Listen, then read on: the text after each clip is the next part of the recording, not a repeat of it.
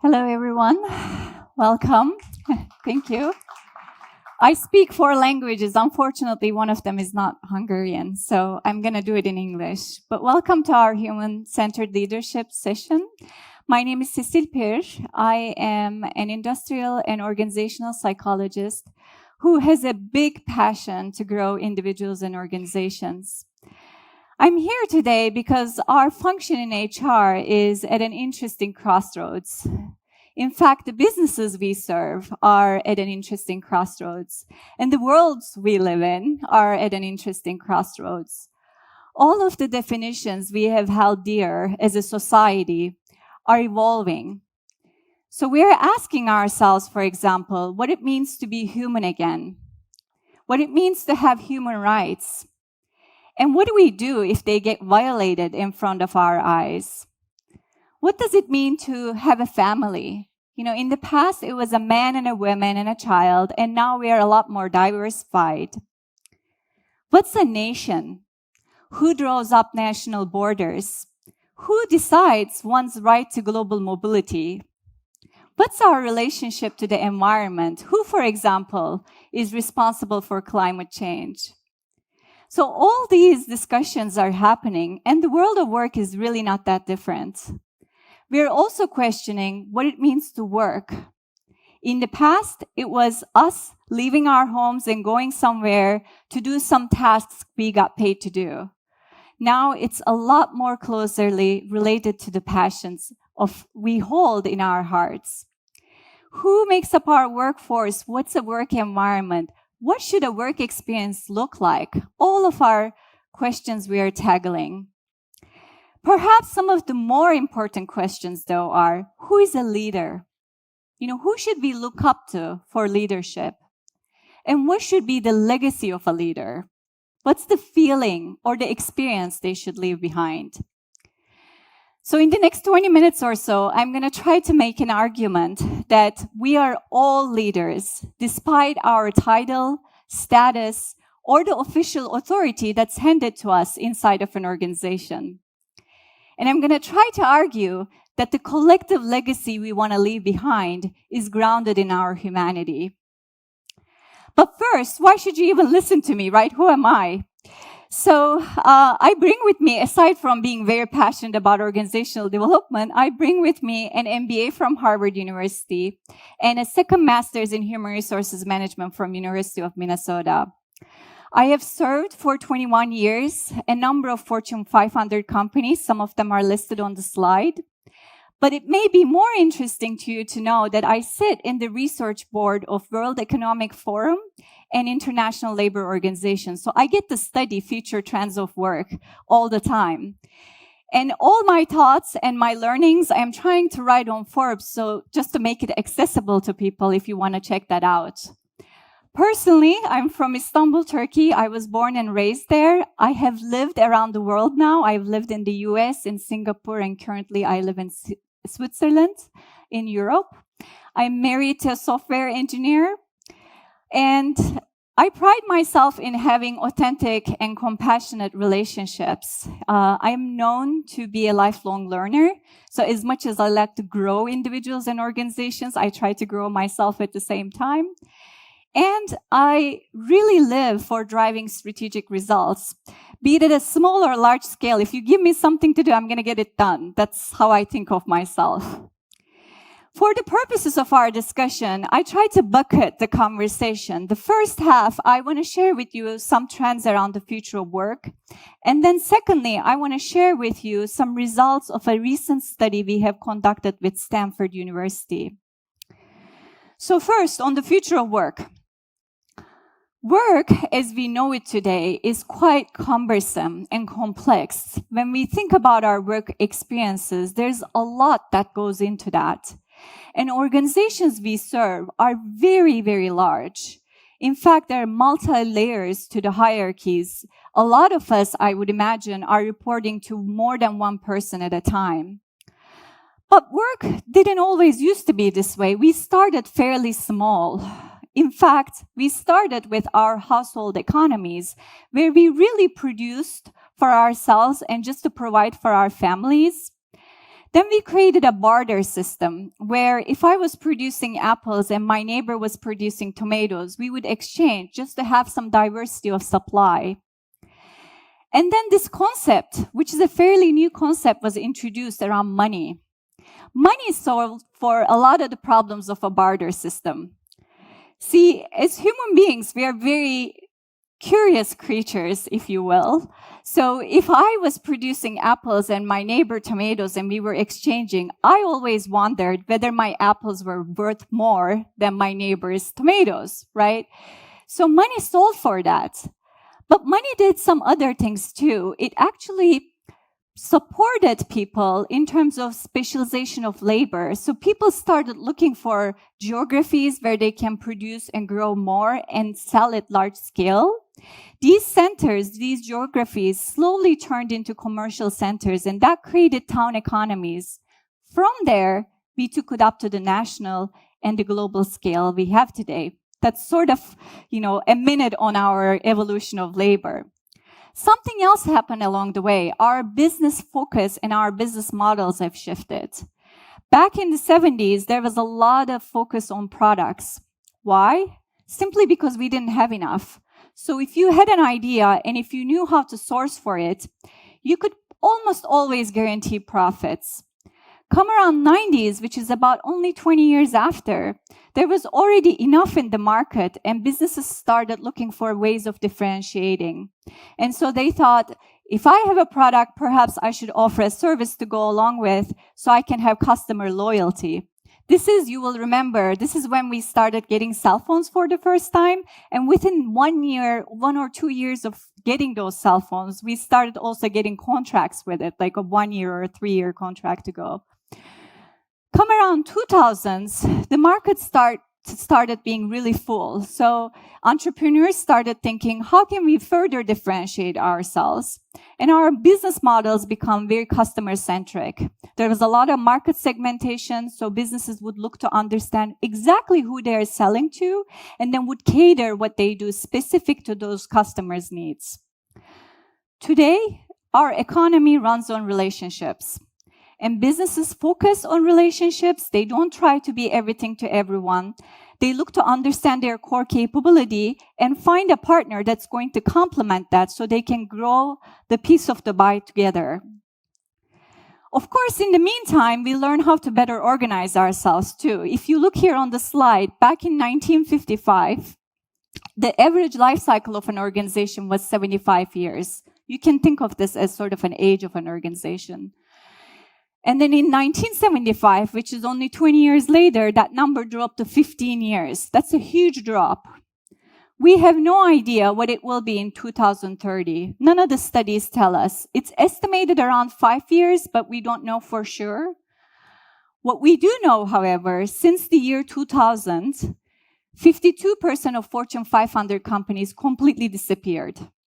They disappeared because someone can do what they do better, faster, cheaper.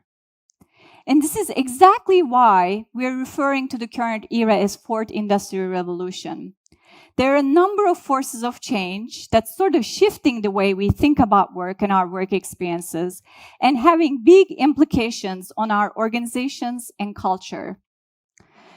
Now, if you were to ask my colleagues on World Economic Forum or International Labor Organization, they'll tell you there are a gazillion different reasons for why all of these changes are happening, but I tried to bucket them in 3 for the purposes of this session. The first one is around digitalization, and I'll just let you take a look at the slide maybe just for 5 seconds. There are a number of things that are driving and shifting the way we work. Of course, there's the Internet of Everything. That's big. There's a lot of automation happening. So all the things that we used to do with our fingers, even Excel sheets, are being replaced by platforms and technologies. There's a lot more robotics. In the US alone, which I know is a different region, but 40% of manufacturing is going away because everything is automated now. Artificial intelligence, you continue to hear about, that's also having an impact on the way we work. Overall, digitalization is having a huge impact on the way we work. The second one is around democratization, and there are two sections to that. There is the demography piece and there is the socioeconomic piece. If we think about the nature of work, that's shifting big time. In the past, almost all of us used to work 8 to 5 and in a particular given area. Now there's a lot more flex work. I think Stefano from Microsoft is going to talk about this too, and there are implications that come with that. So people are working remotely. There's a lot more flexibility, great. But how do you keep people engaged and connected is a big question to ask. Climate change is a huge one. A lot of organizations we serve now are pulling out of certain geographies because the natural resources they used to buy are no longer available because of the climate change.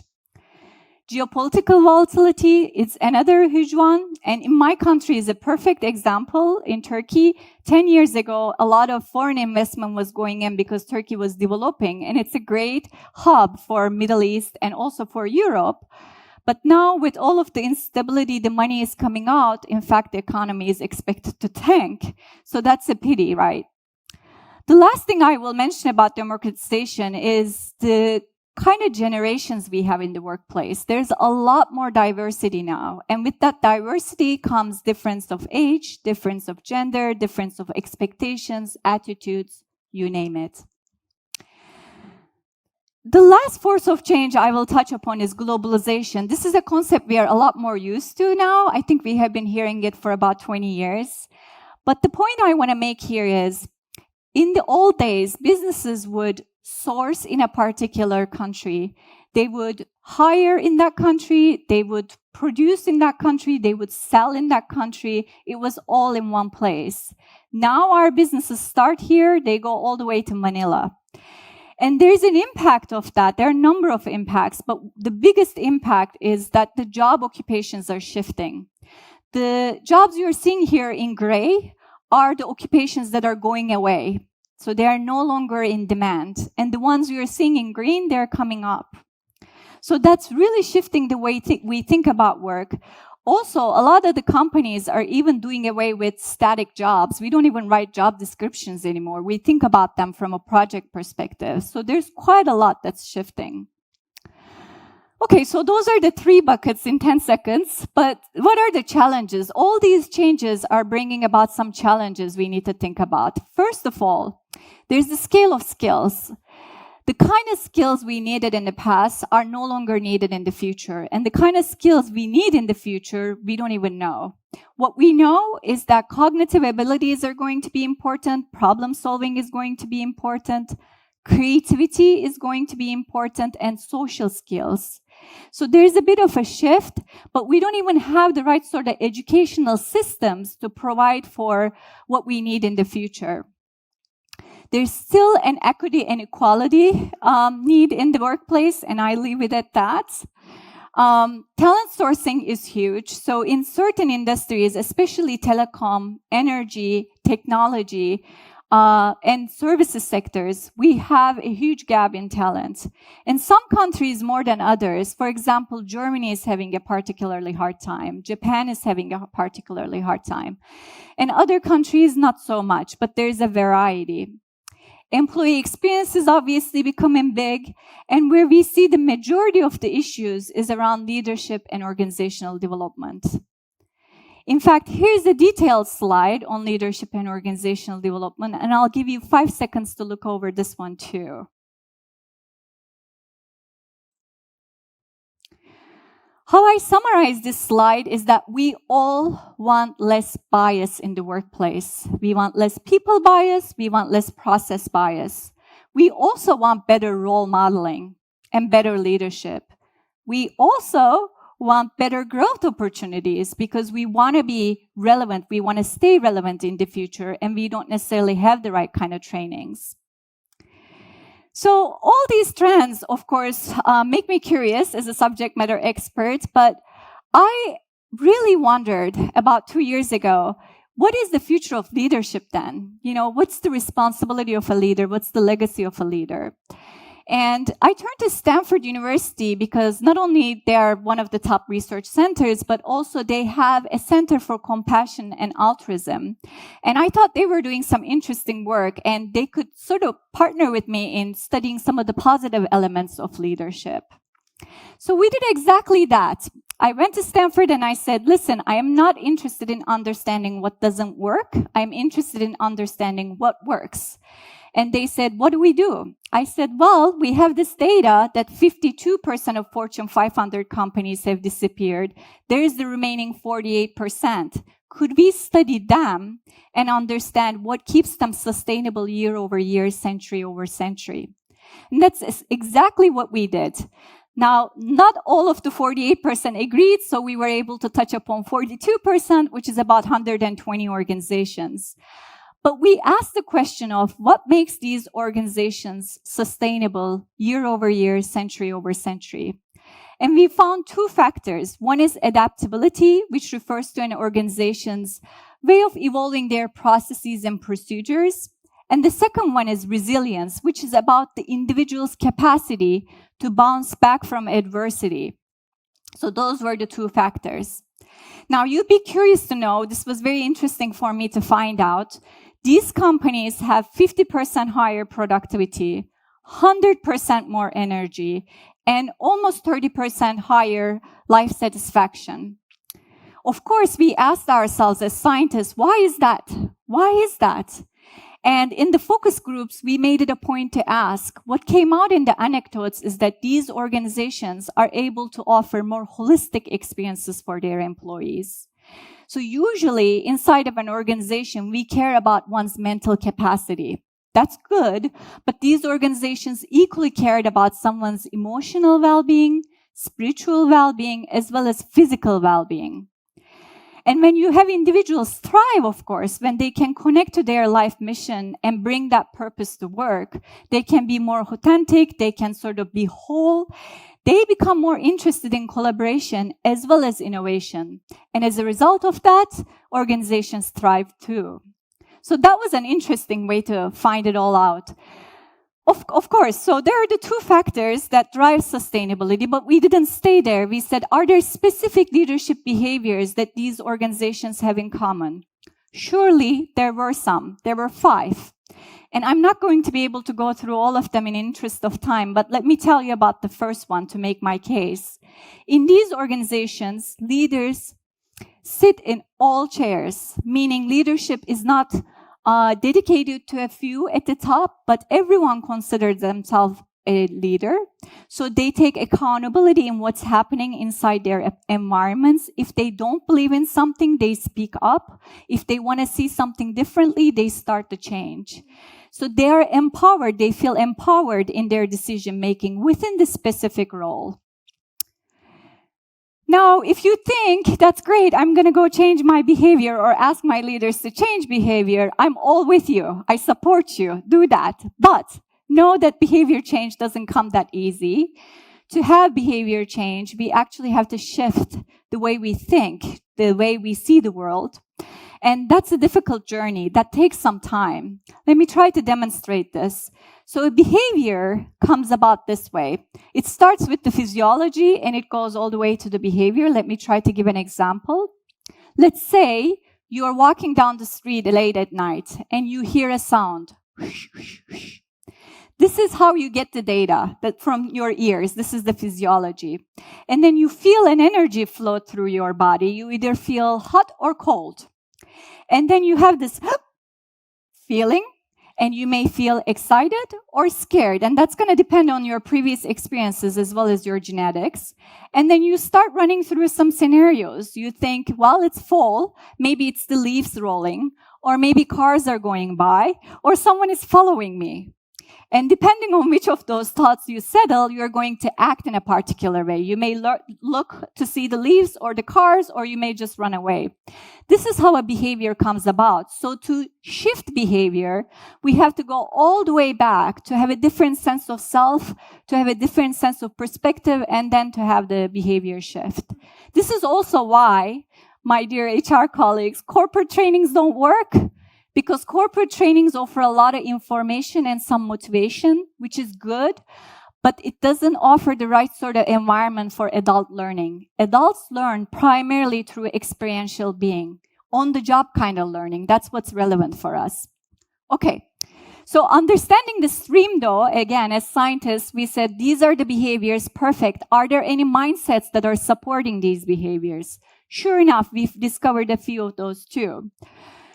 Just 2 examples. One of them was inside these organizations, people cared a lot about what they have instead of what they don't have. So they would focus on resources that were available to them versus what they didn't have. Another example of a mindset was around interconnectedness. So people inside these organizations understood they serve as a bridge to the connections they were making, be it with their colleagues, with their managers, or broader teams, or outside of the organization too. And finally, we asked ourselves, are there specific attributes we can find where leaders are demonstrating and we can potentially mimic inside other organizations? And we found 8. Starting with purpose, it goes all the way up. What I want to draw attention to here, if you look at any one of these are innate to all of us as human beings. We're literally born with them. We all have purpose. We are born with the ability to be compassionate. We have wisdom. It's about how we develop them and the choice of exercise in terms of, do we live this or do we not live this? Are we on the bright side or are we on the shadow side? Let me try to give an example. Let's take purpose. If you know your life mission and inside of an organization you understand your particular professional mission, by living that, you contribute to formation of meaning in the broader environment.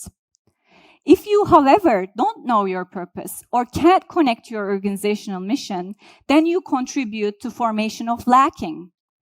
And this is same for all of the attributes. For courage, for example, if you connect to courage, you contribute to psychological safety. If you don't, you contribute to insecurity.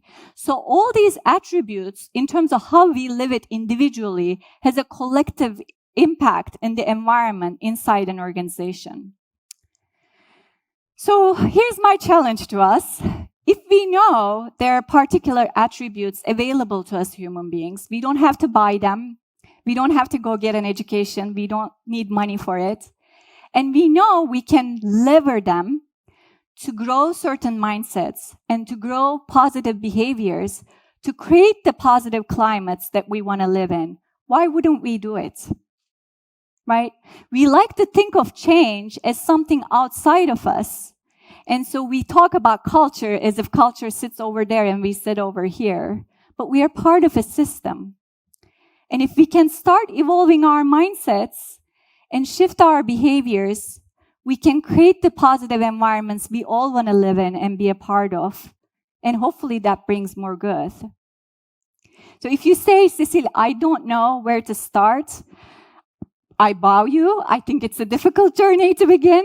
Know that we offer some leadership programs with Stanford. So that's one thing you may be interested in. But for this session, we put in your application a tool.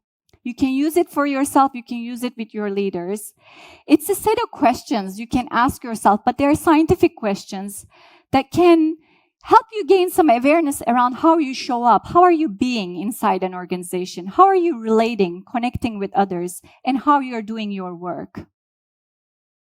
And finally, what I'll say is, people are obviously at the heart of our businesses. All the businesses, doesn't matter which industry, which sector, which geography.